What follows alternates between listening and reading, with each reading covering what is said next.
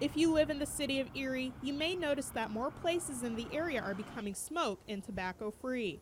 Proposed state legislation is designed to close loopholes in Pennsylvania's public smoking ban that permits exemptions for casinos, private clubs, and some drinking establishments. House Bill 2298 seeks to expand the Clean Indoor Air Act to more workplaces and outdoor spaces. Smoking is a dangerous health concern that can cause multiple serious health risks in the human body. The most common disease that we see in smokers is called COPD, wherein there is tightening of your airways in the lungs, and that can lead to breathing problems, wheezing, difficulty not being able to do like daily tasks.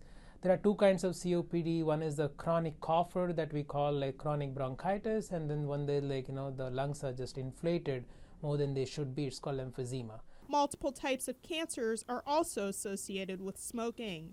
The risk of lung cancer is probably what is the most scary and probably the most important risk of all. Smokers, I think, in comparison to non-smokers, have almost like 60 times more likely to develop lung cancers.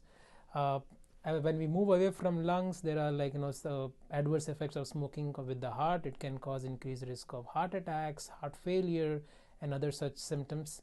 It can also cause bladder cancers, kidney cancers, and then a list of other cancers. Smoking rates have gone down. The decline is attributed to the vaping trend.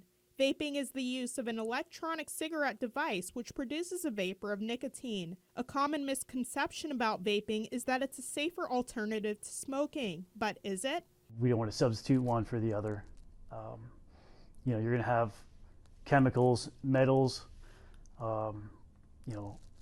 all kinds of things you don't want in your body and in your lungs. Vaping is even more common within younger smokers.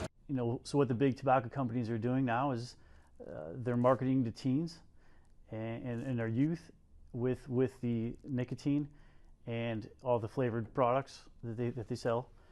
And the teens are getting there's the same amount of nicotine basically in one of the Juul pods as there is an entire pack of cigarettes. And so they're trying to get them hooked on the nicotine, and who knows down the road if these individuals that are smoking or vaping, they can't afford to purchase e-cigarettes anymore maybe, and so they're going to go back to traditional cigarettes, or they're going to start using cigarettes because they're addicted to the nicotine. Within the few months or few weeks or even a couple of years of vaping, people have started to develop these symptoms where they present with acute onset shortness of breath, and then that really results in a hospital admission. And oftentimes, I'm an ICU doctor as well, and oftentimes I see patients in the ICU on ventilators. Young people who would probably be doing, who would never visit a hospital are now being treated in the ICU with ventilators and a lot of aggressive therapies. And this is definitely related to the ill effects of vaping. While multiple places in Erie are already smoke-free due to the state's Clean Air Act, the city has also added new restrictions. Erie City Council recently passed an ordinance banning smoking at public parks and playgrounds. The idea with that ordinance was to make sure that particularly children and visitors to the parks would not be surrounded by smoke. The ordinance states that secondhand tobacco smoke is responsible for over 50,000 deaths in non-smokers each year. If people are caught violating the ordinance, consequences follow. Under the city's ordinance, if there is a violation, you can be cited, taken to the district justice, and there would be a $100 fine.